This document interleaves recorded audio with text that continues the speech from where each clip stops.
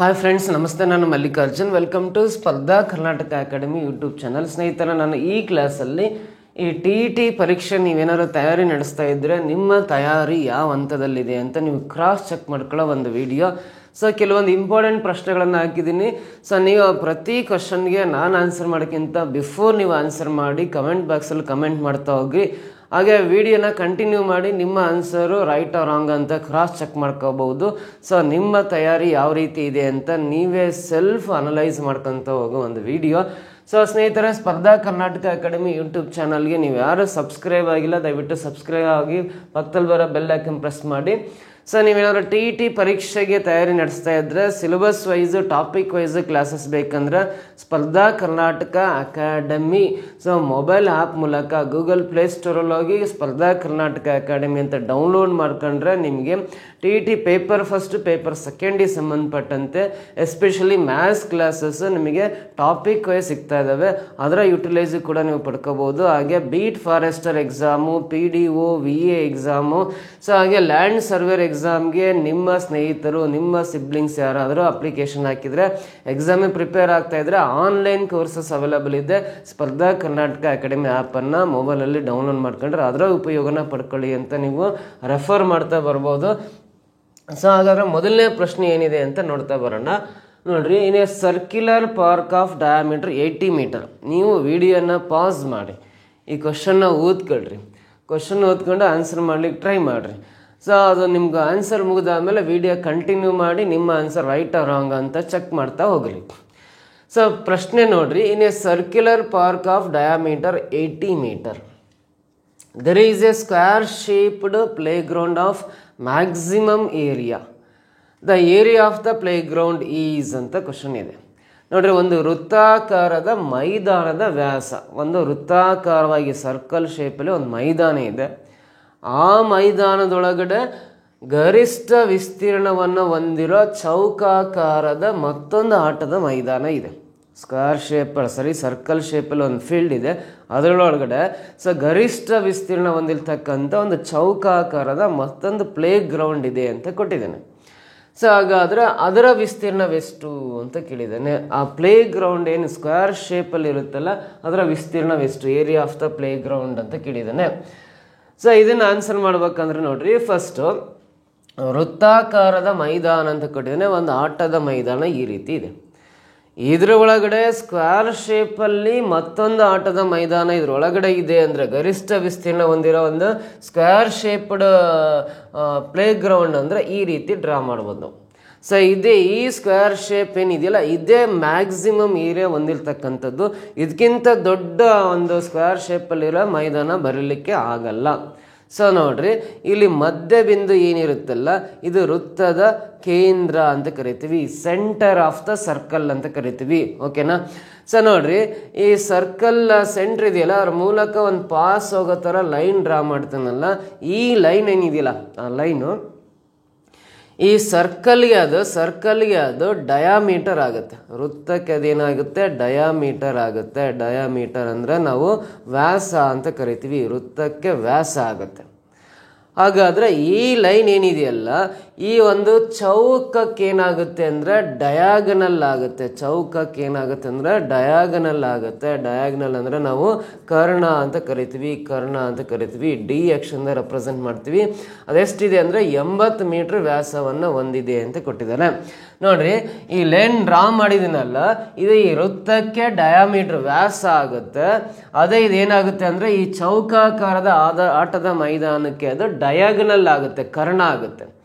So ಹಾಗಾದರೆ ಈ ಚೌಕಾಕಾರದ ಆಟದ ಮೈದಾನ ಇದೆಯಲ್ಲ ಇದರ ವಿಸ್ತೀರ್ಣ ಎಷ್ಟು, ಏರಿಯಾ ಎಷ್ಟು ಅಂತ ಕಂಡುಹಿಡಿಬೇಕಂದ್ರೆ ವೆರಿ ಸಿಂಪಲ್. ನೋಡ್ರಿ, ಯಾವಾಗಲೂ ನಮಗೆ ಈ ಚೌಕಾಕಾರದಲ್ಲಿ ಅದರ ಕರ್ಣದ ಅಳತೆ ಕೊಟ್ಟಾಗ, ಚೌಕದಲ್ಲಿ ಒಂದು ಕರ್ಣದ ಅಳತೆಯನ್ನು ಕೊಟ್ಟಾಗ, so diagonal of A square ಕೊಟ್ಟರೆ ಡಯಾಗನಲ್ ಆಫ್ ಎ ಸ್ಕ್ವೇರ್ ಕೊಟ್ಟಾಗ ಅದರ ಏರಿಯಾ ಕಂಡುಹಿಡಿಯೋ ಫಾರ್ಮುಲಾ ಇದೆ, ವಿಸ್ತೀರ್ಣ ಕಂಡುಹಿಡಿಯೋ ಫಾರ್ಮುಲಾ ಇದೆ. So area of A square when diagonal is given ಅಂತ ಹೇಳ್ತೀವಿ. ಸೊ ಕರ್ಣದ ಅಳತೆ ಕೊಟ್ಟಾಗ ಚೌಕದ ವಿಸ್ತೀರ್ಣ ಕಂಡುಹಿಡಿಯೋ ಫಾರ್ಮುಲಾ ಸೊ A = ½ × D² ಅಂತ ಬರೀತೀವಿ. ಸೊ ಇಲ್ಲಿ ಆಫ್ ಅಂದರೆ 1/2 ಹಾಗೆ ಬರೀನ. ಡಿ ಅಂದರೆ ಇದು ವೃತ್ತಕ್ಕೆ ಡಯಾಮೀಟರ್ ವ್ಯಾಸ, ಆದರೆ ನಾವು ಈ ಚೌಕಕ್ಕೆ ಅದು ಡಯಾಗ್ನಲ್ ಆಗುತ್ತೆ. ಡಯಾಗ್ನಲ್ ಎಷ್ಟಿದೆ ಅಂದರೆ 80 ಮೀಟರ್ ಅಳತೆಯನ್ನು ಹೊಂದಿದೆಯಲ್ಲ, ಡಿ ಇದ್ದತ್ರ 80 ತಕೊಂಡು. ಸೊ ಇಲ್ಲಿ ಡಿ ಸ್ಕ್ವೇರ್ ಅಂದರೆ 80ನ 2 ಟೈಮ್ಸ್ ಬರಿಬೇಕು, 80 ಸ್ಕ್ವೇರ್ ಅಂತ ಅರ್ಥ. 2 ಸಲ ಬರ್ಕೋಬೇಕು, 80 × 80. ಇವಾಗ 2ರಿಂದ ಡಿವೈಡ್ ಮಾಡಿರಿ, 2 4 8 0 ಪಕ್ಕ ಬರೆಯೋಣ. ಸೊ ಇಲ್ಲಿ 1 × 4 4, 4 × 8 4 8 32 ಬರುತ್ತೆ. ಈ 0 ಲಾಸ್ಟಿಗೆ ಬರ್ಕೊಂಡ್ರೆ 3200 ಚದರ ಮೀಟರ್ ಆಗಿರುತ್ತೆ. ಅದು ವ್ಯಾಸವನ್ನು ಮೀಟ್ರಲ್ಲಿ ಕೊಟ್ಟಿದ್ದಾನೆ ಅಂದರೆ ವಿಸ್ತೀರ್ಣವನ್ನು ಚದರ ಮೀಟ್ರಲ್ಲಿ ಬರಿಬೇಕು, ಚದರ ಮೀಟ್ರಲ್ಲಿ ಬರಿತೀವಿ. ಸೊ ಅದನ್ನ ಇಂಗ್ಲೀಷಲ್ಲಿ ಚದರ ಮೀಟ್ರ್ ಏನಂತ ಬರೀತಾರೆ ಅಂದರೆ 3200 ಮೀಟರ್ ಸ್ಕ್ವೇರ್ ಅಂತ ಬರೀತಾರೆ.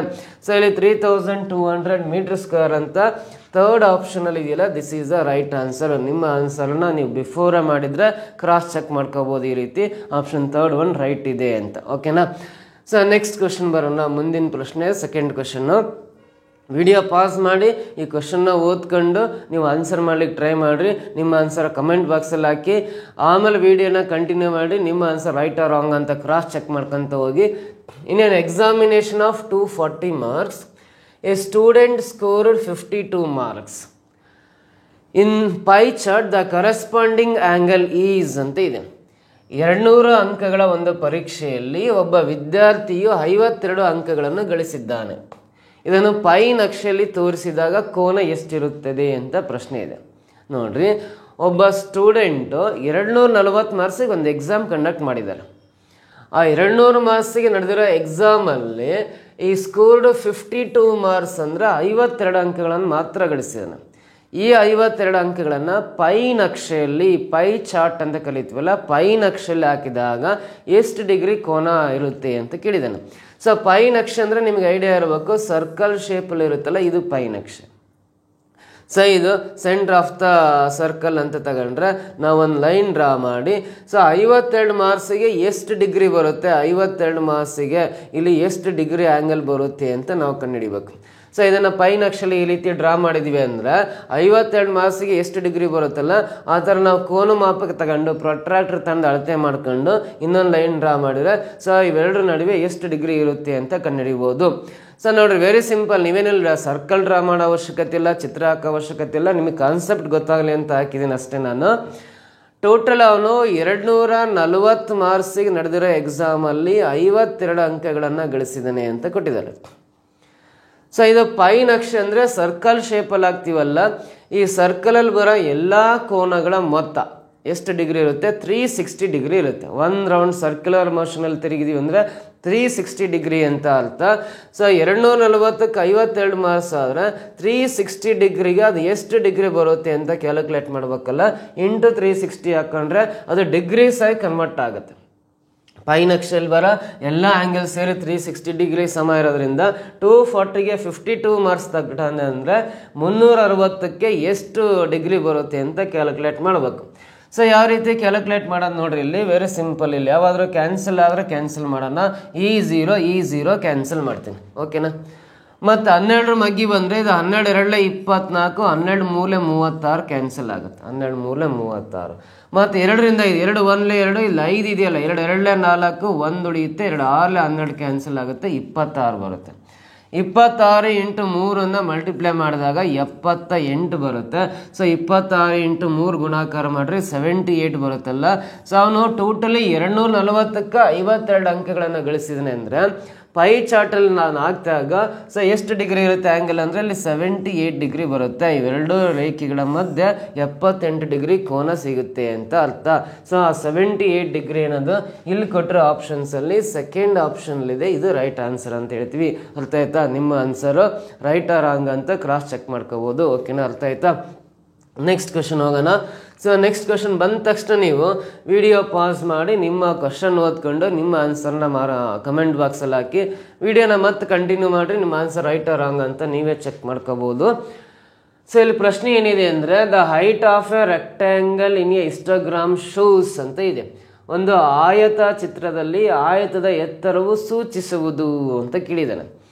ಸೊ ನಾವು ಸ್ಕೂಲ್ ಡೇಸಲ್ಲಿ ಅಂದರೆ 8th 9th ಅಥವಾ 7th 10th ಸ್ಟ್ಯಾಂಡರ್ಡಲ್ಲಿ ಹಿಸ್ಟೋಗ್ರಾಮ್ ಅಂತ ಡ್ರಾ ಮಾಡ್ತೀವಿ. ಇದನ್ನು ನಾವು ಹಿಸ್ಟೋಗ್ರಾಮ್, ಈ ರೀತಿ ಚಿತ್ರ ಇರುತ್ತಲ್ಲ, ಇದನ್ನ ಹಿಸ್ಟೋಗ್ರಾಮ್ ಅಂತ ಕರಿತೀವಿ.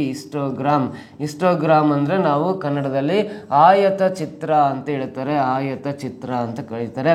ಸೊ ಈ ಆಯತ ಚಿತ್ರದಲ್ಲಿ ಇಲ್ಲಿ ರೆಕ್ಟ್ಯಾಂಗಲ್ ಶೇಪಲ್ಲಿ ಪ್ರತಿಯೊಂದು ಕಾಲಮ್ಸ್ ಇದೆ ನೋಡ್ರಿ. ಪ್ರತಿಯೊಂದು ಕಾಲಮ್ಸ್ ಯಾವ ಶೇಪಲ್ಲಿ ಇದಾವೆ ಅಂದರೆ ಇವು ರೆಕ್ಟ್ಯಾಂಗಲ್ ಶೇಪಲ್ಲಿ ಇದಾವೆ, ಆಯತಾಕಾರದಲ್ಲಿದ್ದಾವೆ. ಈ ರೆಕ್ಟ್ಯಾಂಗಲ್ನ ಈ ಎತ್ತರ ಏನಿದೆಯಲ್ಲ, ಹೈಟ್ ಆಫ್ ದ ರೆಕ್ಟ್ಯಾಂಗಲ್ಸ್ ಅಂತ ಕರೀತಾರಲ್ಲ, ಈ ಆಯತದ ಎತ್ತರವು ಏನನ್ನ ಸೂಚಿಸುತ್ತದೆ ಅಂತ ಕೇಳಿದಾನೆ. ಆಯತದ ಎತ್ತರ ಏನನ್ನ ಸೂಚಿಸುತ್ತದೆ ಅಂದರೆ ಇಲ್ಲಿ ಫ್ರೀಕ್ವೆನ್ಸಿಯನ್ನು ಸೂಚಿಸುತ್ತೆ ಅಂತ ಕರಿತೀವಿ. ನಾವು ಸ್ಟಾಟ್ಸಲ್ಲಿ ಹೋದಾಗ, ಸೊ ಅಂದರೆ ಸಂಖ್ಯಾಶಾಸ್ತ್ರದಲ್ಲಿ ಇವೇನಿದಾವಲ್ಲ ಕೆಳಗಿರವು ಕ್ಲಾಸ್ ಇಂಟರ್ವಲ್ಸ್, ವರ್ಗಾಂತರಗಳನ್ನು ಸೂಚಿಸುತ್ತೆ. ವರ್ಗಾಂತರಗಳನ್ನು ಬರೀತೀವಿ. 10ರಿಂದ 15, 15ರಿಂದ 20, 20ರಿಂದ 25. ಸೊ ಕೆಳಗಿರೋ ಕ್ಲಾಸ್ ಇಂಟರ್ವಲ್ ಸೂಚಿಸುತ್ತೆ. ಈ ರೆಕ್ಟ್ಯಾಂಗಲ್ ಹೈಟ್ ಏನಿದಾವಲ್ಲ, ಈ ಆಯತದ ಎತ್ತರಗಳು ಫ್ರೀಕ್ವೆನ್ಸಿ, ಆ ವರ್ಗಾಂತರದ ಆವೃತ್ತಿ ಎಷ್ಟಿರುತ್ತೆ ಅಂತ. ಫಾರ್ ಎಕ್ಸಾಂಪಲ್ ನಾವು 10ರಿಂದ 15 ಕ್ಲಾಸ್ ಇಂಟರ್ವಲ್ ಇದೆಯಲ್ಲ, ಇಲ್ಲಿ 10ರಿಂದ 15 ಕ್ಲಾಸ್ ಇಂಟರ್ವಲ್ನ ಹೈಟ್ ಅಂದರೆ ಇಲ್ಲಿ 20ಗಿದೆ ಅಂದರೆ ಇದರ ಫ್ರೀಕ್ವೆನ್ಸಿ 20ಕ್ಕೆ ಇರುತ್ತೆ ಅಂತ. ನೆಕ್ಸ್ಟ್ 15ರಿಂದ 20 ಅಂತ ಒಂದು ಕ್ಲಾಸ್ ಇಂಟರ್ವಲ್ ಇದೆಯಲ್ಲ, ಈ 15ರಿಂದ 20 ಕ್ಲಾಸ್ ಇಂಟರ್ವಲ್ನ ಎತ್ತರ ಅಂದರೆ ಫ್ರೀಕ್ವೆನ್ಸಿ 25 ಇದೆ, ಆವೃತ್ತಿ 25 ಇದ್ರೆ ಅದರ ಹೈಟ್ 25 ತನಕ ಬರಿತಾ ಹೋಗ್ತೀವಿ ವೈ ಆಕ್ಸಿಸ್ ಅಲ್ಲಿ. ಸೊ ನೆಕ್ಸ್ಟ್ ಅದೇ 20ರಿಂದ 25 ಕ್ಲಾಸ್ ಇಂಟರ್ವಲ್ ಇದೆಯಲ್ಲ, ಇದರ ಫ್ರೀಕ್ವೆನ್ಸಿ ಎಷ್ಟಿದೆ, 30ಗಿದೆ ಅಂದರೆ 30 ಬರಿತೀವಲ್ಲ. ಸೊ ಈ ಎಫ್ ಅಂದರೆ ಫ್ರೀಕ್ವೆನ್ಸಿ ಅಂತ ಕರಿತೀವಿ, ಫ್ರೀಕ್ವೆನ್ಸಿ ಅಂತ ಹೇಳ್ತೀವಿ. ಸೊ ಕನ್ನಡದಲ್ಲಿ ಆವೃತ್ತಿ ಅಂತ ಕರಿತೀವಿ. ಈ ಹಿಸ್ಟೋಗ್ರಾಮ್ ಏನಿದೆಯಲ್ಲ ಆಯತ ಚಿತ್ರದಲ್ಲಿ, ಈ ಆಯತದ ಅಗಲಗಳೇನಿದಾವಲ್ಲ, ಆಯತದ ಅಗಲಗಳು ಕ್ಲಾಸ್ ಇಂಟರ್ವಲ್ನ ರೆಪ್ರೆಸೆಂಟ್ ಮಾಡ್ತವೆ. ಆಯತದ ಅಗಲಗಳು ಅಥವಾ ಎಕ್ಸ್ ಅಕ್ಷದಲ್ಲಿ ಎಕ್ಸ್ ಆಕ್ಸಿಸಲ್ಲಿ ನಾವು ಕ್ಲಾಸ್ ಇಂಟರ್ವಲ್ಸ್ನ ಮಾರ್ಕ್ ಮಾಡ್ತೀವಿ. ಕ್ಲಾಸ್ ಇಂಟರ್ವಲ್ಸ್ ಅಂದರೆ ವರ್ಗಾಂತರಗಳನ್ನು ಮಾರ್ಕ್ ಮಾಡ್ತೀವಿ ಎಕ್ಸ್ ಅಕ್ಷದಲ್ಲಿ ಅಥವಾ ಆಯತದ ಅಗಲದಲ್ಲಿ. ಅದೇ ಈ ಆಯತದ ಎತ್ತರಗಳು ಏನು ರೆಪ್ರೆಸೆಂಟ್ ಮಾಡ್ತವೆ ಅಂದ್ರೆ ಆ ವರ್ಗಾಂತರದ ಆವೃತ್ತಿಯನ್ನು ಸೂಚಿಸ್ತವೆ. ಸೊ ಅವು ಏನಂದ್ರೆ ಫ್ರೀಕ್ವೆನ್ಸಿ ಆಫ್ ಈಚ್ ಕ್ಲಾಸ್ ಇಂಟರ್ವಲ್ನ ರೆಪ್ರೆಸೆಂಟ್ ಮಾಡ್ತವೆ ಆಯತದ ಎತ್ತರಗಳು, ಅಥವಾ ವೈ ಅಕ್ಷವು ಆಯತದ ಎತ್ತರವನ್ನ ಅಥವಾ ಆ ವರ್ಗಾಂತರದ ಆವೃತ್ತಿಯನ್ನು ರೆಪ್ರೆಸೆಂಟ್ ಮಾಡ್ತವೆ. ಪ್ರಶ್ನೆ ಕೇಳಿರೋದು ಅದೇ, ಇಲ್ಲಿ ಆಯತ ಚಿತ್ರದಲ್ಲಿ ಆಯತದ ಎತ್ತರವು ಏನನ್ನ ಸೂಚಿಸುತ್ತೆ ಅಂದ್ರೆ ಆ ವರ್ಗಾಂತರದ ಆವೃತ್ತಿಯನ್ನು ಸೂಚಿಸುತ್ತೆ, ಫ್ರೀಕ್ವೆನ್ಸಿಯನ್ನು ರೆಪ್ರೆಸೆಂಟ್ ಮಾಡುತ್ತೆ. ಸೊ ಇಲ್ಲಿ ನೋಡ್ರಿ, ಫ್ರೀಕ್ವೆನ್ಸಿ ಆಫ್ ದ ಕ್ಲಾಸ್ ಅಂದ್ರೆ ವರ್ಗಾಂತರದ ಆವೃತ್ತಿಯನ್ನು ರೆಪ್ರೆಸೆಂಟ್ ಮಾಡುತ್ತೆ ಅಂತಿದಿಲ್ಲ. ಫಸ್ಟ್ ಆಪ್ಷನ್ ಕರೆಕ್ಟ್ ಆನ್ಸರ್ ಆಗುತ್ತೆ. ವರ್ಗಾಂತರದ ಗಾತ್ರ ಅಲ್ಲ, size of the class interval ಅಥವಾ width of the class interval ಅಲ್ಲ, upper limit of the class interval ಅಲ್ಲ, ಲೋಯರ್ ಲಿಮಿಟ್ ಅಲ್ಲ. ಸೊ ಆನ್ಸರು ಫಸ್ಟ್ ಆಪ್ಷನ್ ಇದಕ್ಕೆ ಸರಿ ಉತ್ತರ ಆಗಿರುತ್ತೆ. ಕ್ಲಿಯರ್? ನಿಮ್ಮ ಆನ್ಸರ್ ಕ್ರಾಸ್ ಚೆಕ್ ಮಾಡ್ಕೊಂಡಾದ್ಮೇಲೆ ನೆಕ್ಸ್ಟ್ ಮುಂದಿನ ಕ್ವಶನ್ ಏನಿದೆ ಅಂತ ಬರೋಣ. ಮುಂದಿನ ಪ್ರಶ್ನೆ ನೋಡ್ತಾ ಬನ್ನಿ. The difference of two complementary angles is 40 degree. The angles are ಅಂತ ಕೇಳಿದ್ದಾನೆ. ಸೊ ಒಂದು ಪೂರಕ ಕೋನ ಅಲ್ಲ, ದ ಡಿಫ್ರೆನ್ಸ್ ಆಫ್ ಎರಡು ಪೂರಕ ಕೋನಗಳ ನಡುವಿನ ವ್ಯತ್ಯಾಸ ಇದೆ. ಎರಡು ಅಂತ ಆಗಬೇಕು. ಎರಡು ಪೂರಕ ಕೋನಗಳ ನಡುವಿನ ವ್ಯತ್ಯಾಸ 40 ಡಿಗ್ರಿ ಆಗಿದೆ. ಹಾಗಾದ್ರೆ ಆ ಎರಡೂ ಕೋನಗಳು ಯಾವ್ಯಾವು ಅಂತ ಪ್ರಶ್ನೆ ಕೇಳಿದ್ದಾನೆ. The difference of two complementary angles is 40 degree. The angles are ಅಂತ ಕೇಳಿದ್ದಾನೆ. ಸೊ ಈ ವಿಡಿಯೋ ಸ್ಟಾಪ್ ಮಾಡಿ ಕ್ವಶನ್ಗೆ ಆನ್ಸರ್ ಮಾಡ್ಲಿಕ್ಕೆ ಟ್ರೈ ಮಾಡ್ರಿ. ಆಮೇಲೆ ವಿಡಿಯೋ ಕಂಟಿನ್ಯೂ ಮಾಡಿ ನಿಮ್ಮ ಆನ್ಸರ್ ರೈಟ್ ಆರ್ ರಾಂಗ್ ಅಂತ ಕ್ರಾಸ್ ಚೆಕ್ ಮಾಡ್ಕೋಬಹುದು. ಸೊ ವೆರಿ ಸಿಂಪಲ್ ನೋಡ್ರಿ, ಇಲ್ಲಿ ಕಾಂಪ್ಲಿಮೆಂಟರಿ ಆಂಗಲ್ಸ್ ಅಂತ ಹೇಳಿದಾನೆ, ಪೂರಕ ಕೋನಗಳು ಅಂತ ಹೇಳಿದಾನೆ. ಯಾವುದೇ ಎರಡು ಪೂರಕ ಕೋನಗಳ ಮೊತ್ತ ಎಷ್ಟು ಡಿಗ್ರಿಯ ಸಮ ಇರುತ್ತೆ ಅಂದ್ರೆ 90 ಡಿಗ್ರಿಗೆ ಸಮ ಇರುತ್ತೆ. ಸೊ ಯಾವ್ದಾದ್ರು ಎರಡು ಪೂರಕ ಕೋನಗಳನ್ನು ಅಡಿಷನ್ ಮಾಡಿದಾಗ 90 ಡಿಗ್ರಿಗೆ ಸಮ ಇದ್ರೆ ಅವನ್ನ ಕಾಂಪ್ಲಿಮೆಂಟರಿ ಆಂಗಲ್ಸ್, ಪೂರಕ ಕೋನಗಳು ಅಂತ ಕರಿತೀವಿ. ಇಲ್ಲಿ ಕೊಟ್ಟಿರೋದು ಆ ಎರಡೂ ಪೂರಕ ಕೋನಗಳ ನಡುವಿನ ವ್ಯತ್ಯಾಸ ಕೊಟ್ಟಿದ್ದಾನೆ. Difference between two complementary angles is 40 degree ಅಂತ ಕೊಟ್ಟಿದ್ದಾನೆ. ನೋಡ್ರಿ, ಎಕ್ಸ್ ಅನ್ನೋದು ಒಂದು ಪೂರಕ ಕೋನ, ವೈ ಅನ್ನೋದು ಮತ್ತೊಂದು ಪೂರಕ ಕೋನ ಅಂತ ತಗೊಂಡ್ರೆ ಅವೆರಡೂ ಪೂರಕ ಕೋನಗಳ ಮೊತ್ತ 90 ಡಿಗ್ರಿ ಇರುತ್ತೆ ಅಂತ ನಮಗೆ ಪಾಯಿಂಟ್ ಅದು ಗೊತ್ತಿದೆ. ಇದು ಪ್ರಶ್ನೆಲಿಲ್ಲ, ಇದು ಗೊತ್ತಿರೋ ವಿಚಾರ ಇದ್ದು. ಸೊ ಇದನ್ನ 90 ಡಿಗ್ರಿ ಅಂತ ಬರೀತೀನಿ. ಎಕ್ಸ್ ಮತ್ತು ವೈ ಅನ್ನೋ ಎರಡು ಪೂರಕ ಕೋನಗಳು ಅಂತ ತಗೊಂಡ್ರೆ, ಅಥವಾ ಆಂಗಲ್ ಎ ಮತ್ತು ಆಂಗಲ್ ಬಿ ಅನ್ನೋ ಎರಡು ಪೂರಕ ಕೋನಗಳಂತ ತಗೊಂಡ್ರೆ ಈ ಎರಡೂ ಪೂರಕ ಕೋನಗಳ ಮೊತ್ತ 90 ಡಿಗ್ರಿ ಇರುತ್ತೆ. ಅದೇ ಅವೆರಡೂ ಪೂರಕ ಕೋನಗಳ ವ್ಯತ್ಯಾಸ ಅಂದರೆ ಎ ಕೋನದಲ್ಲಿ ಬಿ ಕೋನವನ್ನು ಕಳೆದಾಗ ವ್ಯತ್ಯಾಸ 40 ಡಿಗ್ರಿ ಬರುತ್ತೆ ಅಂತ ಪ್ರಶ್ನೆಯಲ್ಲಿ ಈ ಪಾಯಿಂಟನ್ನು ಕೊಟ್ಟಿದ್ದಾನೆ. ಇದನ್ನು ಯೂಸ್ ಮಾಡ್ಕೊಂಡು, ಇದು ಗೊತ್ತಿರೋ ಪಾಯಿಂಟ್, ಇದನ್ನು ಯೂಸ್ ಮಾಡ್ಕೊಂಡು ಸೊ ಎರಡೂ ಕೋನಗಳ ಅಳತೆಗಳು ಎಷ್ಟೆಷ್ಟು ಡಿಗ್ರಿ ಬರುತ್ತೆ ಅಂತ ಕ್ಯಾಲ್ಕುಲೇಟ್ ಮಾಡಬೇಕು. ಸೊ ಇವಾಗ ಎರಡು ಪೂರಕ ಕೋನಗಳ ಮೊತ್ತ 90 ಡಿಗ್ರಿ ಅಂತ ನಿಮಗೆ ಗೊತ್ತಿತ್ತು ಅಂದ್ರೆ ವಿತೌಟ್ ಕ್ಯಾಲ್ಕುಲೇಷನ್ ನೀವು ಆಪ್ಷನ್ ಥ್ರೂ ಆನ್ಸರ್ ಮಾಡ್ತಾ ಹೋಗ್ಬೋದು. ಯಾವ ಎರಡು ಸಂಖ್ಯೆಗಳನ್ನು ಕೂಡಿದಾಗ ಇಲ್ಲಿರೋ ಯಾವ ಆಪ್ಷನ್ನಲ್ಲಿರೋ ಎರಡು ಕೋನಗಳನ್ನು ಕೂಡಿದಾಗ 90 ಡಿಗ್ರಿ ಬರುತ್ತಾ ಅದೇ ಆನ್ಸರ್ ಆಗಿರುತ್ತೆ. ಇಲ್ಲಿ 65 35 ಕೂಡಿದಾಗ ಇದು 100 ಡಿಗ್ರಿ ಆಗುತ್ತೆ. ಎರಡು ಕೋನಗಳ ಮೊತ್ತ 100 ಬರುತ್ತೆ ಅಂದರೆ ಸೊ ಇದು ಫಸ್ಟ್ ಆಪ್ಷನ್ ಅಲ್ಲ, ರಾಂಗ್ ಆನ್ಸರ್ ಅಂತ ಕರಿತೀವಿ. ಸೊ ಅದೇ 70 + 30 ಈ ಎರಡು ಕೋನಗಳ ಮೊತ್ತ ಕೂಡಿದಾಗ 100 ಡಿಗ್ರಿ ಬರುತ್ತೆ ಅಂದರೆ ಆ ಎರಡು ಕೋನಗಳು ಕೂಡ ಇದು ಆಗಿಲ್ಲ ಅಂತ ಹೇಳ್ತೀವಿ. ಯಾಕಂದರೆ ಯಾವುದೇ ಎರಡು ಪೂರಕ ಕೋನಗಳ ಮೊತ್ತ 90 ಡಿಗ್ರಿ ಇರಬೇಕು, ಅದಕ್ಕೋಸ್ಕರ first option wrong, second wrong. ಅದೇ ರೀತಿ 25 + 65 ಈ ಎರಡು ಕೋನಗಳನ್ನು ಕೂಡಿದಾಗ 90 ಡಿಗ್ರಿ ಕರೆಕ್ಟ್ ಆಗುತ್ತೆ ಅಂದಮೇಲೆ ಅವೆರಡು ಪೂರಕ ಕೋನಗಳು ಒಂದು 25 ಡಿಗ್ರಿ ಮತ್ತು 65 ಡಿಗ್ರಿ, ಆಪ್ಷನ್ ಥರ್ಡ್ ಒನ್ ಇದಕ್ಕೆ ಸರಿ ಉತ್ತರ ಆಗಿರುತ್ತೆ. ಆದರೆ ಇಲ್ಲಿ 70 + 180 ಕೂಡಿದಾಗ 110 ಕೂಡಿದಾಗ 180 ಡಿಗ್ರಿ ಆಗುತ್ತಲ್ಲ, ಈ 180 ಡಿಗ್ರಿನೂ ಕೂಡ ಆನ್ಸರ್ ಅಲ್ಲ. ಯಾಕಂದರೆ ನಮಗೆ 90 ಬರ್ಬೇಕಾಯ್ತು. ಎರಡೂ ಕೋನಗಳ ಮೊತ್ತ 180 ಬಂದರೆ ಅವನ್ನ ಪರಿಪೂರಕ ಕೋನಗಳು, ಸರಳ ಕೋನ ಪೂರಕಗಳು, ಸಪ್ಲಿಮೆಂಟ್ರಿ ಆ್ಯಂಗಲ್ಸ್ ಅಂತ ಇಂಗ್ಲೀಷಲ್ಲಿ ಕರಿತೀವಿ. ಸೊ ಹಾಗಾಗಿ ನೋಡ್ರಿ, ವೆರಿ ಸಿಂಪಲ್, ಆಪ್ಷನ್ ಥ್ರೂನೇ ಆನ್ಸರ್ ಮಾಡಿದರೆ ಎರಡು ಕೋನಗಳ ಮೊತ್ತ 90 ಡಿಗ್ರಿ ಬರ್ತಕ್ಕಂಥ ಆಪ್ಷನ್ನು ಥರ್ಡ್ ಆಪ್ಷನಲ್ಲಿದೆ, ಅದೇ ಸರಿ ಉತ್ತರ ಅಂತ ಹೇಳ್ತೀವಿ. ಒಂದು ವೇಳೆ 90 ಡಿಗ್ರಿ ಬರೋ ಯಾವ ಎರಡು ಆಪ್ಷನ್ಸ್ ಕೊಟ್ಟಾಗ ಅವ ಲೆಕ್ಕ ಸಾಲ್ವ್ ಮಾಡೋದು ಯಾವ ಥರ ಅಂದರೆ, ಎರಡು ಪೂರಕ ಕೋನಗಳ ಮೊತ್ತ 90 ಡಿಗ್ರಿ ಇದೆ, ಅವುಗಳ ವ್ಯತ್ಯಾಸ 40 ಡಿಗ್ರಿ ಇದೆ ಅಂದರೆ ಸೊ ಇಲ್ಲಿ ನೋಡ್ರಿ ಪ್ಲಸ್ಸು ಮೈನಸ್ ಎ ಬಿ ಇದೆ, ಇಲ್ಲಿ ಎ ಬಿ ಇದ್ದು ಒಂದು ಹತ್ರ ಪ್ಲಸ್ ಇನ್ನೊಂದು ಹತ್ರ ಮೈನಸ್ ಇದ್ದರೆ ಎ ಕೋನದ ಅಳತೆ ಬೇಕಂದರೆ ವೆರಿ ಸಿಂಪಲ್, ಇವೆರಡೂ ಕೋನಗಳನ್ನು ಕೂಡಬೇಕು. 90 + 40 ಅಂದರೆ 130 ಆಗುತ್ತೆ. ಡಿವೈಡ್ ಬೈ 2 ಮಾಡಿರಿ, 130 ಅರ್ಧ ಅಂದರೆ 65 ಡಿಗ್ರಿ ಬರುತ್ತೆ. ಬಿ ಕೋನದ ಅಳತೆ 65 ಡಿಗ್ರಿ, ಸಾರಿ ಎ ಕೋನದ ಅಳತೆ 65 ಡಿಗ್ರಿ. ಸೊ 65 ಡಿಗ್ರಿ ಇರೋ ಆಪ್ಷನ್ನು ಫಸ್ಟ್ ಆಪ್ಷನ್ ಬಿಟ್ಟರೆ ಯಾವುದರಲ್ಲಿ ಇಲ್ಲ, ಸಾರಿ ಸೆಕೆಂಡ್ ಥರ್ಡ್ ಆಪ್ಷನಲ್ಲಿ ಇದೆ. ಫಸ್ಟ್ ಇರ್ಬೋದು ಇಲ್ಲ ಥರ್ಡ್ ಇರ್ಬೋದು ಅಂತ ಹೇಳ್ಬೋದು. ಅದೇ ಇನ್ನೊಂದು ಬಿ ಕೋನದ ಅಳತೆ ಕಂಡುಹಿಡಿಬೇಕಂದ್ರೆ ಇವೆರಡು ಪ್ಲಸ್ ಮಾಡೋದ್ರ ಬದಲು ಮೈನಸ್ ಮಾಡಿರಿ. 90ರಲ್ಲಿ 40 ಮೈನಸ್ ಮಾಡಿದ್ರೆ 50 ಬರುತ್ತೆ. ಡಿವೈಡ್ ಬೈ 2 ಅಂದರೆ 50 ಅರ್ಧ ಅಂದರೆ 25 ಡಿಗ್ರಿ ಬರುತ್ತಲ್ಲ. ಒಂದು ಕೋನ 25, ಮತ್ತೊಂದು ಕೋನ 65. ಸೊ ಇದು 65 ಇದೆ, ಇನ್ನೊಂದು ಕೋನ 25 ಇಲ್ಲ 35 ಕೊಟ್ಟಿರೋದ್ರಿಂದ ಇದು ರಾಂಗ್ ಆಗುತ್ತೆ. ಸೊ ಒಂದು ಕೋನ 65, ಮತ್ತೊಂದು ಕೋನ 25 ಡಿಗ್ರಿ ಇರೋದು ಥರ್ಡ್ ಆಪ್ಷನ್ನೇ ಸರಿ ಉತ್ತರ ಅಂತ ಈ ಥರ ಕ್ಯಾಲ್ಕುಲೇಟ್ ಮಾಡಿ ಕೂಡ ಆನ್ಸರ್ ಮಾಡ್ಬೋದು. ಕ್ಲಿಯರ್ ಅರ್ಥ ಆಯ್ತಾ? ಸೊ ನೆಕ್ಸ್ಟ್ ಇದು ಬರ್ಕೊಂಡು ಆಮೇಲೆ ಮುಂದಿನ ಪ್ರಶ್ನೆ ಬರೋಣ ಏನಿದೆ ಅಂತ. The difference between the maximum and minimum observation is called ಅಂತ ಹೇಳಿದ್ದಾನೆ. ಗರಿಷ್ಠ ಮತ್ತು ಕನಿಷ್ಠ ವೀಕ್ಷಣೆಯ ನಡುವಿನ ವ್ಯತ್ಯಾಸವನ್ನು ಏನೆಂದು ಕರೆಯಲಾಗುತ್ತದೆ ಅಂತಿದೆ. ನೀವು ಡಾಟಾ ಹ್ಯಾಂಡ್ಲಿಂಗ್ ಅಥವಾ ಸಂಖ್ಯಾಶಾಸ್ತ್ರ ಪಾಠ ಓದಿದ್ದೆ ಆದರೆ ಅಲ್ಲಿ ಸಿಗುತ್ತೆ ಈ ಕ್ವಶನ್ ನಿಮಗೆ, ಈ concept. The difference between maximum and minimum observation is called ಅಂತ ಕೇಳಿದ್ದಾನೆ. ಕೆಲವೊಂದು ನೋಡಿ ಎಕ್ಸಾಂಪಲ್ ಅಂದರೆ ದತ್ತಾಂಶಗಳು ಕೊಟ್ಟಿರ್ತಾನೆ, ಯಾವುದೋ ಒಂದು ವಿಷಯಕ್ಕೆ ಸಂಬಂಧಪಟ್ಟಂತೆ ಅಂಕಿ ಅಂಶಗಳನ್ನು ಕಲೆಕ್ಟ್ ಮಾಡ್ಕೊಂಡು ಒಂದಿಷ್ಟು ಡಾಟಾಸ್ ಕೊಟ್ಟಿರ್ತಾನೆ. ಸೊ ಫಾರ್ ಎಕ್ಸಾಂಪಲ್ 10 ಜನ ಸ್ಟೂಡೆಂಟ್ಸು ಒಂದು ಯಾವುದೋ ಮ್ಯಾಥ್ಸ್ ಎಕ್ಸಾಮಲ್ಲಿ 10 ಜನ ಸ್ಟೂಡೆಂಟ್ಸು ಒಂದು ಮ್ಯಾಥ್ಸ್ ಎಕ್ಸಾಮಲ್ಲಿ ಪಡೆದ ಅಂಕಗಳನ್ನು ಕೊಟ್ಟಿರ್ತಾನೆ ಅನ್ಕೊಳ್ಳೋಣ. ಪಡೆದ ಅಂಕಗಳು ಒಬ್ಬ ಎಷ್ಟು ಮಾರ್ಕ್ಸಿಗೆ ಅಂದರೆ 25 ಮಾರ್ಕ್ಸಿಗೆ ಎಕ್ಸಾಮ್ ಮಾಡಿರ್ತಾರೆ ಅಥವಾ 50 ಮಾರ್ಕ್ಸಿಗೆ ಎಕ್ಸಾಮ್ ಮಾಡಿರ್ತಾರೆ. ಆ 10 ಜನ ಸ್ಟೂಡೆಂಟ್ಸು ಒಂದು ಮ್ಯಾಥ್ಸ್ ಎಕ್ಸಾಮ್ನ ಮ್ಯಾಕ್ಸಿಮಮ್ 50 ಮಾರ್ಕ್ಸಿಗೆ ಕಂಡಕ್ಟ್ ಮಾಡಿದ್ದಾರೆ ಅಂದರೆ ಒಬ್ಬ 42 ಮಾರ್ಕ್ಸ್ ತಗೊಂಡಿರ್ತಾನೆ, ಒಬ್ಬ 18 ಮಾರ್ಕ್ಸ್ ತಗೊಂಡಿರ್ತಾನೆ, ಇನ್ನೊಬ್ಬ 14 ತಗೊಂಡಿರ್ತಾನೆ, ಒಬ್ಬ 9 ತಗೊಂಡಿರ್ತಾನೆ, ಒಬ್ಬ 36 ತಗೊಂಡಿರ್ತಾನೆ, ಒಬ್ಬನು 22 ಮಾರ್ಕ್ಸ್ ತಗೊಂಡಿರ್ತಾನೆ, ಒಬ್ಬನು 28 ಮಾರ್ಕ್ಸ್ ತಗೊಂಡಿರ್ತಾನೆ, ಒಬ್ಬನು 12 ಮಾರ್ಕ್ಸ್ ತಗೊಂಡಿರ್ತಾನೆ, 3 3 6 7 ಒಬ್ಬನು 48 ಮಾರ್ಕ್ಸ್ ತಗೊಂಡಿರ್ತಾನೆ, ಇನ್ನೊಬ್ಬರ ಕೇವಲ 6 ಮಾರ್ಕ್ಸ್ ತಗೊಂಡಿರ್ತಾನೆ. ಹಿಂಗೆ 10 ಜನ ಸ್ಟೂಡೆಂಟ್ಸು 50 ಮಾರ್ಕ್ಸಿಗೆ ಒಂದು ಮ್ಯಾಥ್ಸ್ ಎಕ್ಸಾಮ್ ಕಂಡಕ್ಟ್ ಮಾಡಿದಾಗ ಅವರು ಪಡೆದ ಅಂಕಗಳನ್ನ ಇಲ್ಲಿ ಕೊಟ್ಟಿರ್ತಾನೆ. ಇವು ಪ್ರಾಪ್ತ ಅಂಕಗಳು, ಡಾಟಾಸ್ ಅಂತ ಕರಿತೀವಿ. ಈ ಪ್ರಾಪ್ತ ಅಂಕಗಳ ಮ್ಯಾಕ್ಸಿಮಮ್ ಮತ್ತು ಮಿನಿಮಮ್ ಅಬ್ಸರ್ವೇಷನ್, ಅತಿ ಹೆಚ್ಚು ಅಂಕಗಳು ಅತಿ ಕಡಿಮೆ ಅಂಕೆಗಳು, ಗರಿಷ್ಠ ಮೌಲ್ಯ ಮತ್ತು ಕನಿಷ್ಠ ಮೌಲ್ಯಗಳ ವ್ಯತ್ಯಾಸವನ್ನು ಏನಂತ ಕರಿತೀವಿ ಅಂದರೆ ನಾವು ರೇಂಜ್ ಅಂತ ಕರಿತೀವಿ ಇಂಗ್ಲೀಷಲ್ಲಿ. ರೇಂಜ್ ಅಂತ ಕರಿತೀವಿ ಇಂಗ್ಲೀಷಲ್ಲಿ, ಕನ್ನಡದಲ್ಲಿ ಅದನ್ನು ವ್ಯಾಪ್ತಿ ಅಂತ ಕರಿತೀವಿ. ಸೊ ಆಮೇಲೆ ಇಷ್ಟೆಲ್ಲ ನೀವೇನು ಬರ್ಕೊಳ್ಳೋ ಅವಶ್ಯಕತೆ ಇಲ್ಲ. ಪಾಯಿಂಟ್ ಅರ್ಥ ಆಗಲಿ ಅಂತ ನಿಮಗೆ ಕಾನ್ಸೆಪ್ಟನ್ನು ಹೇಳ್ತಾ ಇದ್ದೀನಿ ನೋಡ್ರಿ. ರೇಂಜ್ ಅಥವಾ ವ್ಯಾಪ್ತಿ ಅಂದರೆ ಏನಂದರೆ ಗರಿಷ್ಠ ಮೌಲ್ಯ ಮೈನಸ್ ಕನಿಷ್ಠ ಮೌಲ್ಯ ಅಂತ ಬರಿತೀವಿ.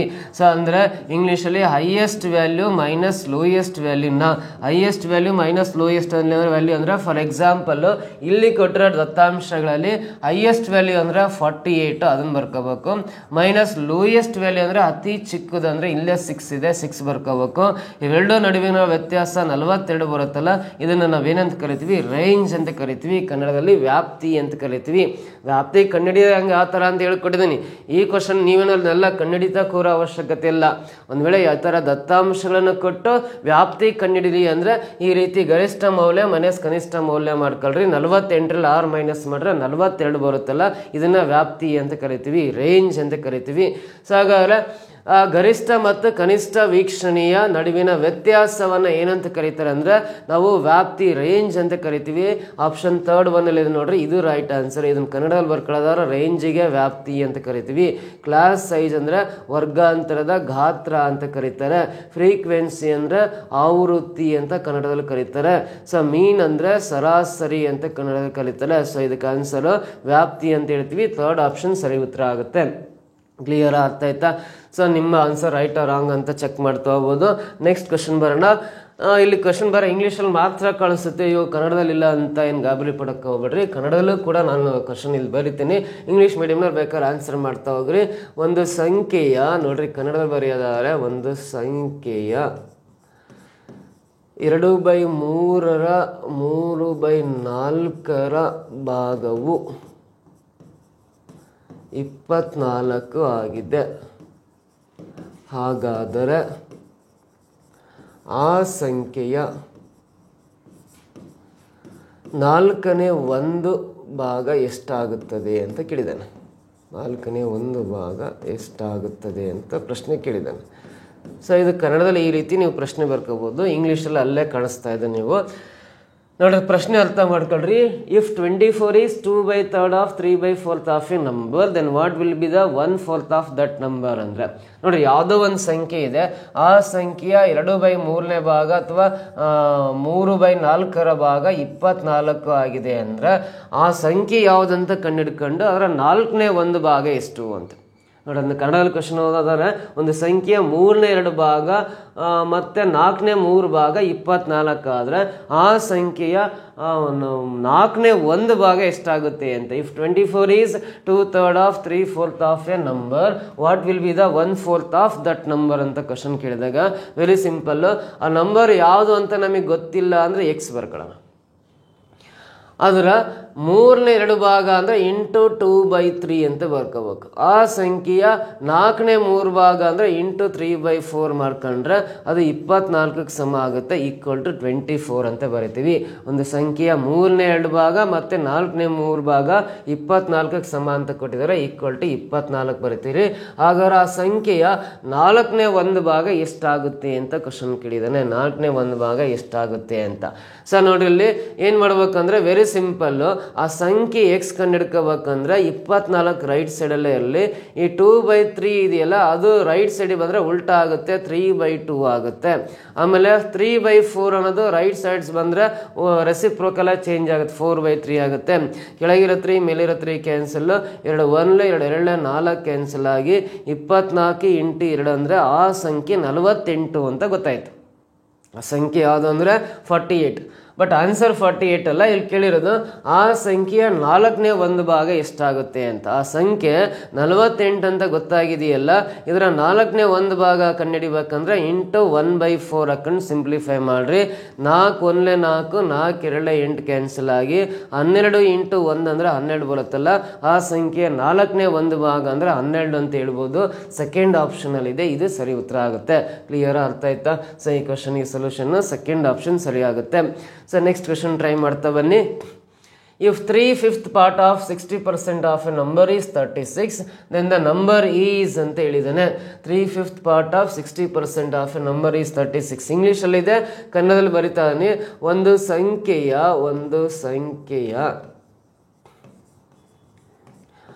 5/3 ಭಾಗದ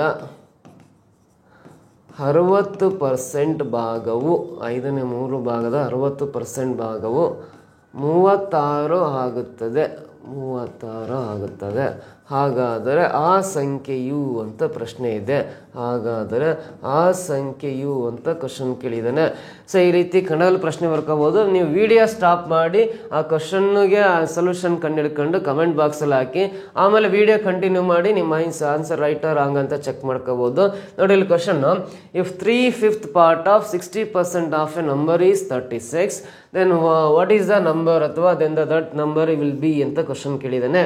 ಯಾವುದೋ ಒಂದು ಸಂಖ್ಯೆ ಇದೆ ಅಂತ ಹೇಳಿದ್ದಾನೆ. ಆ ಸಂಖ್ಯೆ ಯಾವುದಂತ ಗೊತ್ತಿಲ್ಲ, ಎಕ್ಸ್ ಅಂತ ಬರೀತೀನಿ.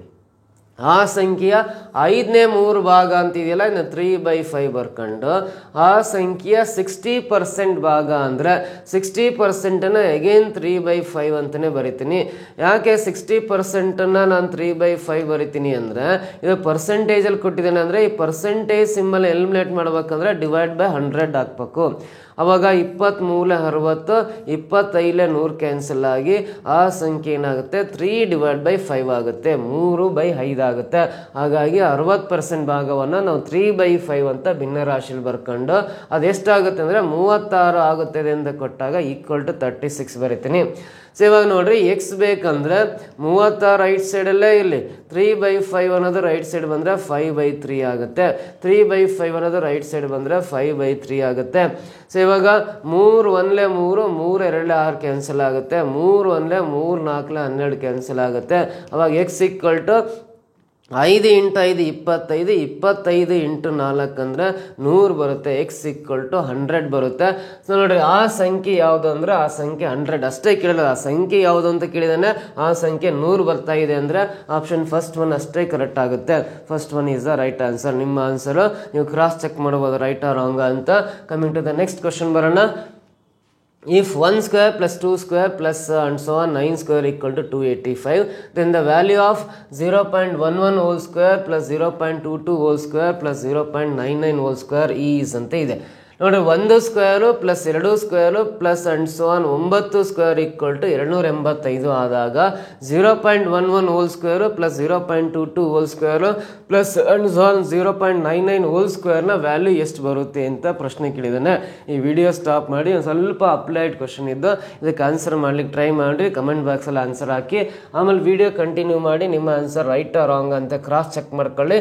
ಸೊ ನೋಡಿ, ಇದನ್ನು ಆನ್ಸರ್ ಮಾಡೋ ವಿಧಾನ ಯಾವ ರೀತಿ ಅಂತ ನೋಡೋದಾದ್ರೆ, ಇಲ್ಲಿ 0.11 ಹೋಲ್ ಸ್ಕ್ವೇರ್ ಇದೆಯಲ್ಲ, 0.11 ನಾನು ಇಲ್ಲಿ 11 ಇದೆ, ನಂಬರು 11 ಇದೆ, 11 ಬರ್ಕೊಂಡು ಡಿವೈಡ್ ಬೈ, ಸೊ ಇಲ್ಲಿ ಯೂನಿಟ್ 10 100 ಪ್ಲಸಲ್ಲಿ ಪಾಯಿಂಟ್ ಇದೆ, ಬಿಡಿ 10 100 ಸ್ಥಾನದಲ್ಲಿ ಪಾಯಿಂಟ್ ಇದೆ ಅಂದರೆ ಆ 0.11ನ 11/100 ಹೋಲ್ ಸ್ಕ್ವೇರ್ ಅಂತ ಬರಿಬೋದು. 11/100 ಹೋಲ್ ಸ್ಕ್ವೇರ್ ಅಂತ ಬರ್ಕೊಂತೀವಿ. ಪ್ಲಸ್ 0.22 ಹೋಲ್ ಸ್ಕ್ವೇರ್ ಇದೆಯಲ್ಲ, ಅದನ್ನ 22 ಡಿವೈಡ್ ಬೈ 100 ಅಂತ ಬರಿಬೋದು. ಯಾಕಂದ್ರೆ ಪಾಯಿಂಟ್ ಅನ್ನೋದು ಯೂನಿಟ್ 10 100 ಪ್ಲೇಸಲ್ಲಿ ಇದೆ ಅಂದರೆ, ಬಿಡಿ 10 100 ಸ್ಥಾನದಲ್ಲಿದೆ ಅಂದರೆ 22/100 ಹೋಲ್ ಸ್ಕ್ವೇರ್ ಅಂತ ಬರಿತೀವಿ. ಅಂಡ್ ಸೊ ಹಿಂಗೆ ಬರ್ಕಂತ ಹೋದ್ರೆ ಲಾಸ್ಟ್ ಇನ್ 0.99 ಇದೆಯಲ್ಲ, ಇದೇ ಪ್ಯಾಟರ್ನ್ ಅಲ್ಲಿ ಅದನ್ನ 99 ಡಿವೈಡ್ ಬೈ 100 ಹೋಲ್ ಸ್ಕ್ವೇರ್ ಅಂತ ಬರಿತೀನಿ. 99 ಡಿವೈಡ್ ಬೈ 100 ಹೋಲ್ ಸ್ಕ್ವೇರ್ ಅಂತ ಬರಿತೀನಿ. ಸೊ ಇವಾಗ ನೋಡ್ರಿ, ನಾನು ಏನು ಮಾಡ್ತೀನಿ ಅಂದರೆ ಇಲ್ಲಿ 11 ಕಾಮನ್ ತೆಗೆದೆ ಅಂದರೆ ನೋಡ್ರಿ, ಇಲ್ಲಿ ಈ 11 22 ಅಂಡ್ ಸೊ 99 ನಾವು ಎಲ್ಲವೂ 11ನ ಮಲ್ಟಿಪಲ್ಸ್, 11 ಮಲ್ಟಿಪಲ್ಸ್ ಆಗಿರೋದ್ರಿಂದ ಸೊ ಇಲ್ಲಿ ಕೆಳಗಡೆ 100 ಇದೆಯಲ್ಲ, ಸೊ ಇಲ್ಲಿ 11 ಸ್ಕ್ವೇರ್ ಅಂದರೆ ನಾವೇನು ಬರಿಬೋದು ಅಂದರೆ 11 ಸ್ಕ್ವೇರ್ ಅಂದರೆ 11 ಸ್ಕ್ವೇರ್ ಅಂತ ಬರಿತಾ ಅದನ್ನೇ ಕೆಳಗಡೆ 100 ಸ್ಕ್ವೇರ್ ಅಂತ ಸಪ್ರೇಟ್ ಬರಿತಾನೆ. ಪ್ಲಸ್ ಇದನ್ನ 22 ಸ್ಕ್ವೇರನ್ನು ನಾವು 11 2s 22 ಬರ್ಕೊಂಡು, ಸೊ 22ನ ನಾವು ಯಾವ ರೀತಿ ಬರಿಬೋದು ಅಂದರೆ 11 2s 22 ಅಂತ ಬರಿತೀನಿ. ಅಥವಾ ಈ 11ಅನ್ನು ನಾವು 11 1s 11 ಅಂತ ಬರ್ಕೋಬೋದು. 11 1s 11 ಬರ್ಕೊಂಡು ಮೇಲ್ಗಡೆ ಹೋಲ್ ಸ್ಕ್ವೇರ್ ಇರುತ್ತೆ. ಸೊ ಇದು 22ನ 11 2s 22 ಅಂತ ಬರ್ಕೊಂಡು ಮೇಲ್ಗಡೆ ಹೋಲ್ ಸ್ಕ್ವೇರ್ ಬರಿತಾ ಅದನ್ನೇ ಡಿವೈಡ್ ಬೈ 100 ಸ್ಕ್ವೇರ್ ಸಪ್ರೇಟ್ ಬರಿತೀನಿ.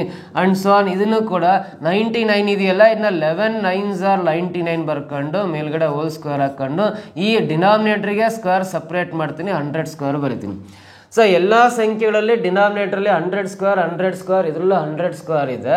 ಆಮೇಲೆ ಇಲ್ಲಿ 11 ಇದೆ, ಮೇಲ್ಗಡೆ ಸ್ಕ್ವೇರ್ ಇದೆ, ಇದರಲ್ಲೂ 11 ಸ್ಕ್ವೇರ್ ಬರುತ್ತೆ, ಇದರಲ್ಲೂ 11 ಸ್ಕ್ವೇರ್ ಬರುತ್ತೆ, ಈ ಟರ್ಮಲ್ಲೂ 11 ಸ್ಕ್ವೇರ್ ಇರೋದ್ರಿಂದ ನಾವು ಕಾಮನ್ ಆಗಿ ಎಲ್ಲದರಿಂದನೂ 11 ಸ್ಕ್ವೇರ್ ಕಾಮನ್ ತೆಗಿಯೋಣ. ಆಮೇಲೆ 100 ಸ್ಕ್ವೇರ್ ಡಿನಾಮಿನೇಟರ್ ಎಲ್ಲದರಲ್ಲಿದೆ, 100 ಸ್ಕ್ವೇರ್ ಕಾಮನ್ ತಕೊಂಡ್ರೆ ನಮಗೆ ಇಲ್ಲಿ ಉಳಿಯೋದು 1 ಸ್ಕ್ವೇರ್ ಅಂತ ಬರೀತಾ ಇದೀನಿ. ಯಾಕಂದರೆ ಈ 11 ಸ್ಕ್ವೇರು 100 ಸ್ಕ್ವೇರ್ ಕಾಮನ್ ತಗೊಂಡಿದ್ದೀನಿ. ಪ್ಲಸ್ ಇಲ್ಲಿ ಈ 11 ಹೋಲ್ ಸ್ಕ್ವೇರ್ ಕಾಮನ್ ಇದೆ, ಕೆಳಗಡೆ 100 ಸ್ಕ್ವೇರ್ ಕಾಮನ್ ಇದೆ ಅಂದರೆ ಉಳಿಯೋದು 2 ಸ್ಕ್ವೇರ್ ಮಾತ್ರ, 2 ಸ್ಕ್ವೇರ್ ಅಷ್ಟೇ ಬರೀಬೇಕು.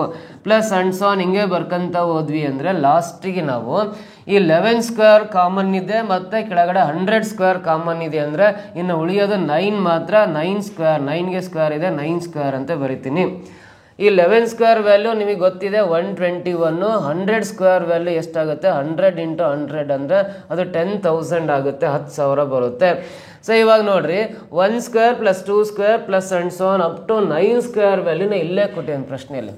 ಈ 1 square plus 2 square plus and so on 9 square ಇದ್ದ ನೀವು 285 ಬರಿಬೋದು ಅಂತಿದೆ. ಇದಿಷ್ಟು ಪ್ಲೇಸಲ್ಲಿ ನಾನು ಡೈರೆಕ್ಟಾಗಿ 285 ಬರಿತಾ ಇದೀನಿ, ಇಲ್ಲಿ 285 ಬರಿತಾ ಇದೀನಿ. ಇವಾಗ ನೀವು 121 285 ಮಲ್ಟಿಪ್ಲೈ ಮಾಡಿ 10,000 ಡಿವೈಡ್ ಮಾಡಿದ್ರೆ ನಮಗೆ ಫೈನಲ್ ಆನ್ಸರ್ ಸಿಗುತ್ತೆ. ನೋಡ್ರಿ 121 × 5 ಅಂದರೆ ಎಷ್ಟು ಬರುತ್ತೆ ಅಂದರೆ 12 × 60, 605 ಆಗುತ್ತೆ. 605 ಬರಿತೀನಿ, ಕ್ಯಾರಿ 60 ಇರುತ್ತೆ. ಸೊ 121 × 8, 12 × 96, 1 × 8, 968 ಆಗುತ್ತೆ. ಅದಕ್ಕೆ 60ನ್ನ ಕೂಡಿದಾಗ ಇಲ್ಲಿ 8 ಬರುತ್ತೆ. 12 2 ದಶಕ 1, 102 ಕ್ಯಾರಿ ಇರುತ್ತೆ. 121 242 ಆಗುತ್ತೆ. 242ಕ್ಕೆ 102 ಅದು ಕ್ಯಾರಿನ ಕೂಡಿದಾಗ 4 4 3 344 ಬರುತ್ತೆ. 344 ಬರೀತೀನಿ. ಡಿವೈಡ್ ಬೈ ಕೆಳಗಡೆ 10,000 ಇದೆ, 10,000 ಇದೆ. ಸೊ ಇಲ್ಲಿ 1ರ ಮುಂದೆ 4 0 ಇದೆ ಅಂದರೆ ಬಲಗಡೆಯಿಂದ 4 ಡಿಜಿಟ್ ಆಮೇಲೆ ಪಾಯಿಂಟ್ ಬರೀಬೇಕು. ಅವಾಗ 3.4485 ಬರಿದೆ.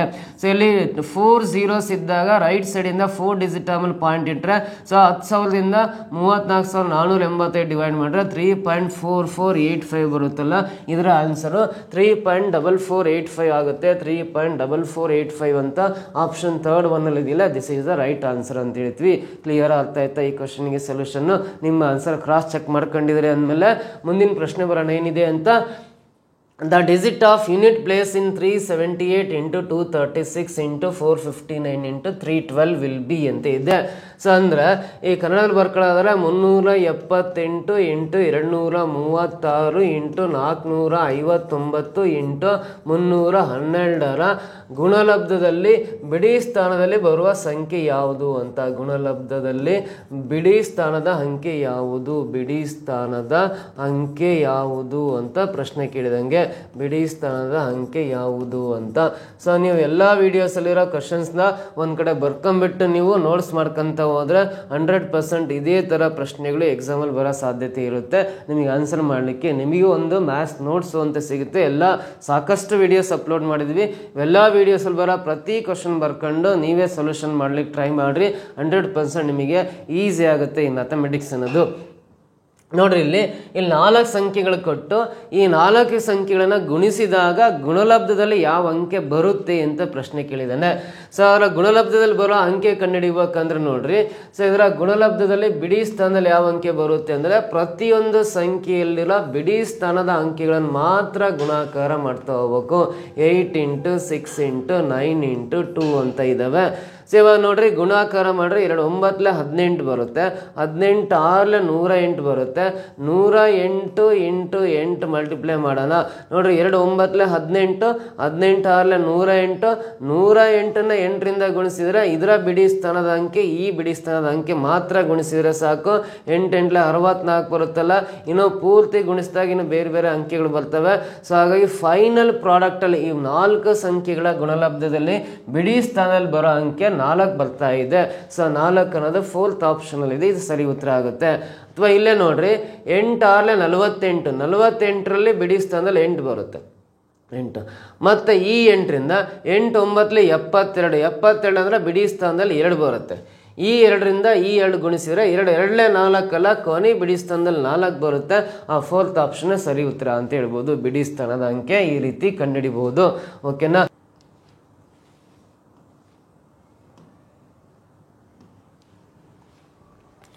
ನೋಡ್ರಿ ನೆಕ್ಸ್ಟ್ ಕ್ವಶನ್ ಇಲ್ಲಿ the HCF and LCM of two numbers are 12 and 72 respectively. If the sum of these numbers is 60, then one of the numbers will be ಅಂತ ಕೇಳಿದ್ದಾನೆ. ಎರಡು ಸಂಖ್ಯೆಗಳ ಮಾಸಾಹ ಮತ್ತು ಲಾಸಾಹ ಕ್ರಮವಾಗಿ 12 ಮತ್ತು 72 ಆಗಿವೆ. ಈ ಸಂಖ್ಯೆಗಳ ಮೊತ್ತ 60 ಆಗಿದ್ದರೆ ಆ ಸಂಖ್ಯೆಗಳಲ್ಲಿ ಒಂದು ಸಂಖ್ಯೆ ಡ್ಯಾಶ್ ಇರುತ್ತದೆ ಅಂತ ಪ್ರಶ್ನೆ ಕೇಳಿದಂಗೆ. ನೋಡಿ ಪ್ರಶ್ನೆ ಅರ್ಥ ಮಾಡ್ಕೊಳ್ರಿ. ಯಾವ ಎರಡು ಸಂಖ್ಯೆಗಳಿದಾವೆ, ಆ ಎರಡೂ ಸಂಖ್ಯೆಗಳಿಗೆ ಮಾಸಾಹ ಕಂಡುಹಿಡಿದರೆ 12 ಬಂದಿದೆ HCF. ಸೊ ಆ ಟೂ ನಂಬರ್ಸ್ಗೆ LCM ಕಂಡುಹಿಡಿದಾನೆ 72 ಬಂದಿದೆ LCM. ಆಮೇಲೆ ಅವೆರಡೂ ಸಂಖ್ಯೆಗಳನ್ನು ಅಡಿಷನ್ ಮಾಡಿದ್ರೆ ಯಾವ ಎರಡು ಸಂಖ್ಯೆ ಅಂತ ಹೇಳಿದ್ವಲ್ಲ ಅವೆರಡೂ ಸಂಖ್ಯೆಗಳನ್ನು ಕೂಡಿದಾಗ 60 ಬರುತ್ತೆ. ಮೊತ್ತ 60 ಅಂತ ಹೇಳಿದ್ದಾನೆ, ಅವುಗಳ ಮೊತ್ತ 60 ಅಂತ ಕೊಟ್ಟಿದ್ದಾನೆ. ಹಾಗಾದರೆ ಅವೆರಡೂ ಸಂಖ್ಯೆಗಳಲ್ಲಿ ಒಂದು ಸಂಖ್ಯೆ ಯಾವುದು ಅಂತ ಕೇಳಿದ್ದಾನೆ. ಸೊ ಇದೊಂದು ಸ್ವಲ್ಪ ಅಪ್ಲೈಡ್ ಕ್ವಶನ್, ಆದರೂ ಸಿಂಪಲ್ಲಾಗಿ ಸೊಲ್ಯೂಷನ್ ಮಾಡೋದು ಹೇಳ್ಕೊಡ್ತೀನಿ ನೋಡ್ರಿ. ಈ ಸೆಂಟೆನ್ಸ್ ಯೂಸ್ ಮಾಡ್ಕೊಳ್ರಿ. ಯಾವುದಾದ್ರು ಎರಡು ಸಂಖ್ಯೆಗಳನ್ನು ಕೂಡಿದಾಗ 60 ಬರುತ್ತೆ ಅಂದಮೇಲೆ ಎರಡು ಸಂಖ್ಯೆಗಳನ್ನು ಅಡಿಷನ್ ಮಾಡಿದ 60 ಅಂತ ಹೇಳಿದ್ದಾನೆ ಅಂದಮೇಲೆ ಅದರಲ್ಲಿ ಒಂದು ಸಂಖ್ಯೆ ಯಾವುದು ಅಂತ ಕೇಳಿದ್ದಾನೆ ಅಂತ ಕ್ವಶನ್ನು. ಆಪ್ಷನ್ ಥ್ರೂ ಮಾಡ್ತಾ ಹೋದ್ರೆ ಈಸಿ ಆಗುತ್ತೆ ಇದನ್ನು. ಸೊ ಎರಡೂ ಸಂಖ್ಯೆಗಳ ಮೊತ್ತ 60 ಆದಾಗ ಅದರಲ್ಲಿ ಒಂದು ಸಂಖ್ಯೆನೇ 60 ಆಗಿರೋಕ್ಕೆ ಚಾನ್ಸ್ ಇಲ್ಲ. ಇದು ಥರ್ಡ್ ಆಪ್ಷನ್ ರಾಂಗ್. ಅವೆರಡೂ ಸಂಖ್ಯೆಗಳನ್ನು ಕೂಡಿದಾಗ 60 ಅಂದಮೇಲೆ ಅದರಲ್ಲಿ ಒಂದು ಸಂಖ್ಯೆನೇ 72 ಆಗಿರೋಕ್ಕೂ ಚಾನ್ಸ್ ಇಲ್ಲ. ಅವೆರಡೂ ಸಂಖ್ಯೆಗಳು 60ಕ್ಕಿಂತ ಚಿಕ್ಕ ಸಂಖ್ಯೆಗಳಾಗಬೇಕು. ಆ ಎರಡೂ ಸಂಖ್ಯೆಗಳ ಮೊತ್ತ 60 ಆಗುತ್ತೆ ಅಂದಮೇಲೆ ಆ ಎರಡೂ ಸಂಖ್ಯೆಗಳು 60ಕ್ಕಿಂತ ಚಿಕ್ಕದಾದ ಸ್ಮಾಲೆಸ್ಟ್ ನಂಬರ್ಸ್ ಆಗಿರ್ತವೆ. 60 ಆಗಿರಲ್ಲ, 72 ಆಗಿರಲ್ಲ. ಹಾಗಾಗಿ third option fourth option wrong ಆಗುತ್ತೆ.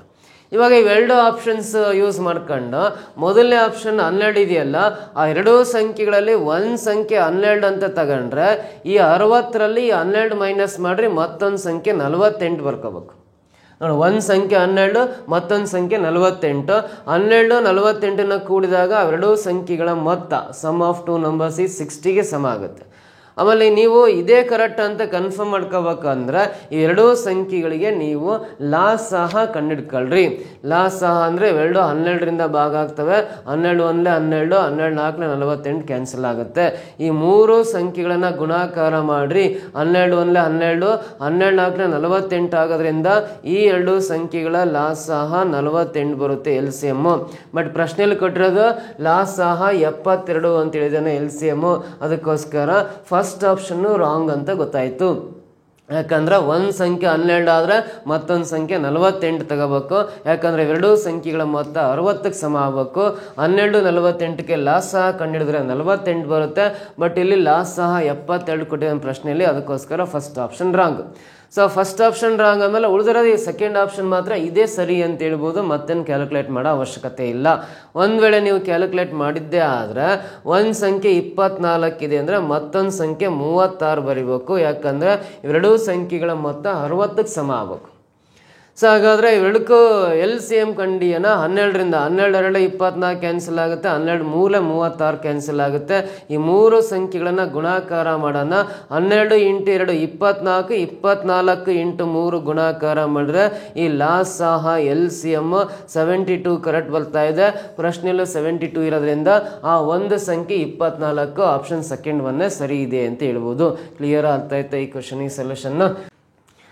ನೋಡಿ, ಇವತ್ತು ಪ್ರಶ್ನೆಗಳಿಗೆ ಯಾವ ರೀತಿ ಆನ್ಸರ್ ಮಾಡೋ ವಿಧಾನ ನಿಮಗೆ ಹೇಳ್ಕೊಟ್ಟಿದ್ದೀನಿ. ಸೊ ನೆಕ್ಸ್ಟ್ ಕ್ಲಾಸಲ್ಲಿ ಮತ್ತೇನು ಬೇರೆ ಬೇರೆ ಕ್ವಶನ್ ಅಂದಿನ ಮುಂದೆ ಬರ್ತೀನಿ. Thank you so much. ಈ ವಿಡಿಯೋ ನಿಮಗೆ ಇಷ್ಟ ಆಗಿದ್ರೆ ಒಂದು ಲೈಕ್ ಮಾಡಿ, ಕಮೆಂಟ್ ಮಾಡಿ, ನಿಮ್ಮ ಫ್ರೆಂಡ್ಸ್ ಗ್ರೂಪಿಗೆಲ್ಲ ಶೇರ್ ಮಾಡ್ತಾ ಬನ್ನಿ. ಸೊ ನಿಮಗೆ ಟಾಪಿಕ್ ವೈಸ್ ಸಿಲೆಬಸ್ ಕ್ಲಾಸಸ್ ಬೇಕಂದರೆ ಸ್ಪರ್ಧಾ ಕರ್ನಾಟಕ ಅಕಾಡೆಮಿ ಆ್ಯಪನ್ನು ಡೌನ್ಲೋಡ್ ಮಾಡ್ಕೊಂಡು ಅದರಲ್ಲಿ ಸ್ಮಾಲ್ ಅಮೌಂಟ್ ಆಫ್ ಫೀಸ್ ಇರುತ್ತೆ, ಅದನ್ನು ಪೇ ಮಾಡಿದರೆ ನಿಮಗೆ ಸಿಲೆಬಸ್ ವೈಸು ಟಾಪಿಕ್ ವೈಸು ಪ್ರತಿಯೊಂದು ಚಾಪ್ಟರ್ಸ್ನ ಇನ್ ಡೀಟೇಲಾಗಿ ಹೇಳ್ಕೊಟ್ಟಿದ್ವಿ. ಅದರ ಯೂಸ್ ಕೂಡ ನೀವು ಮಾಡ್ಕೋಬೋದು ಅಂತ ಹೇಳ್ತಾ ಈ ವಿಡಿಯೋನ ಕೊನೆವರೆಗೂ ವಾಚ್ ಮಾಡಿದ್ದಕ್ಕೆ ತಮ್ಮೆಲ್ಲರಿಗೂ ಧನ್ಯವಾದಗಳು. Thank you so much.